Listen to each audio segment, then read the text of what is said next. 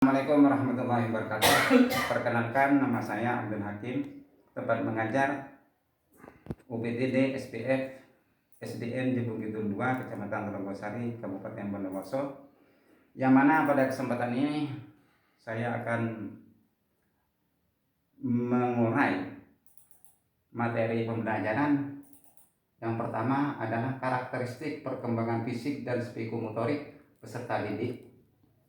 Di dalam materi ini, tujuan pembelajaran yang ingin dicapai adalah pertama, menelaah definisi daripada perkembangan fisik dan psikomotorik.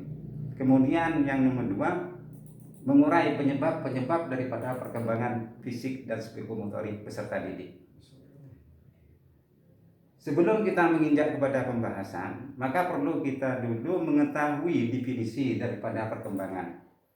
Karena kalau tidak mengetahui, ibaratnya kalau tidak kenal maka akan sayang.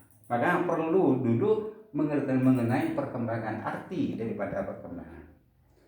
Arti perkembangan ini dijelaskan bahwasanya perkembangan adalah kemajuan skill dan psikomotorik dan fungsi tubuh.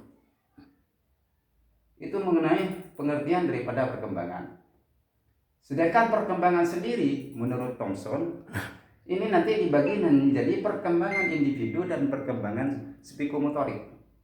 Di dalam perkembangan individu ini biasanya itu disebabkan pertama adalah perkembangan sistem saraf.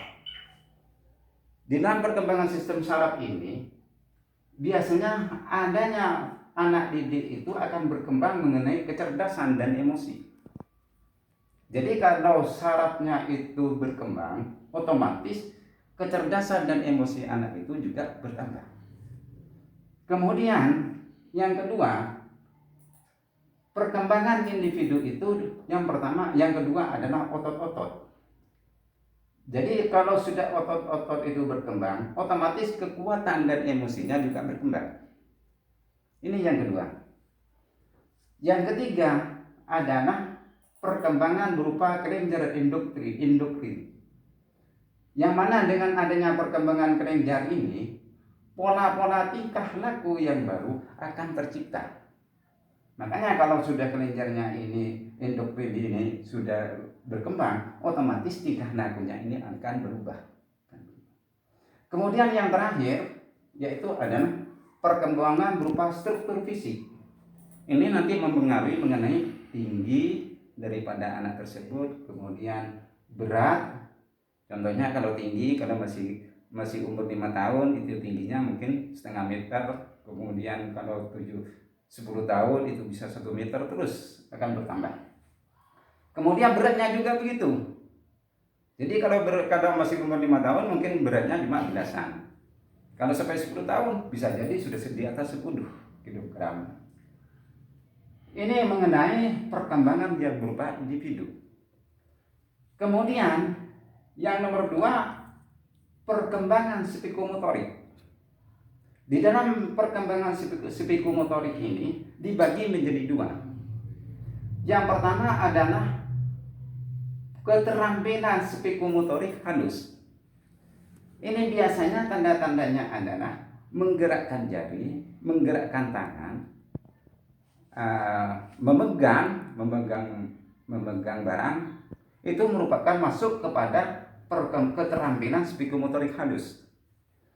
Kemudian yang kedua adalah keterampilan psikomotorik kasar. Ini bisa kita lihat apabila adanya anak didik tersebut ini melakukan lari atau meloncat atau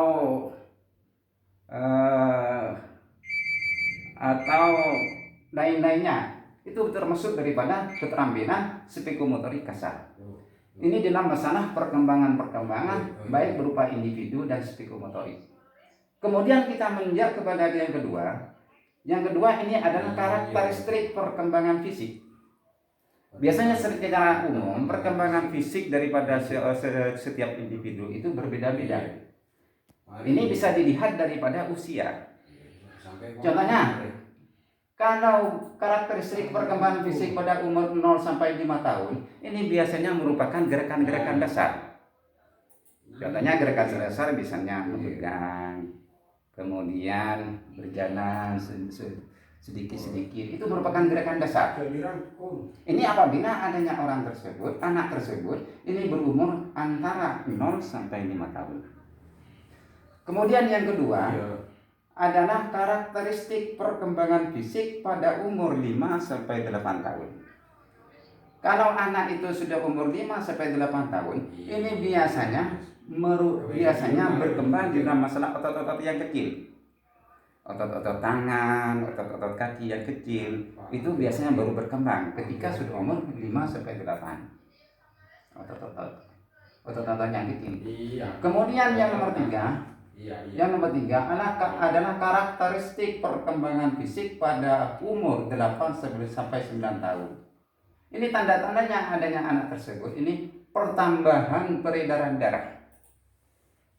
Pertambahan peredaran darah itu biasanya sudah mulai lancar. Tapi keadaan badan masih belum stabil, kesehatannya itu belum stabil. Kalau masalah peredaran darahnya ini sudah mulai lancar sudah.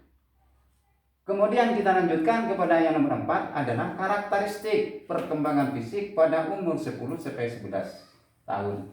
Ini kita bisa dilihat daripada kematangan peredaran darah dan metabolisme darah. Kalau sudah umur seperti ini, biasanya anak itu ini dalam masalah peredaran darahnya sudah matang, sudah bagus sudah. Karena masa-masa tersebut ini metabolisme darah sudah bagus.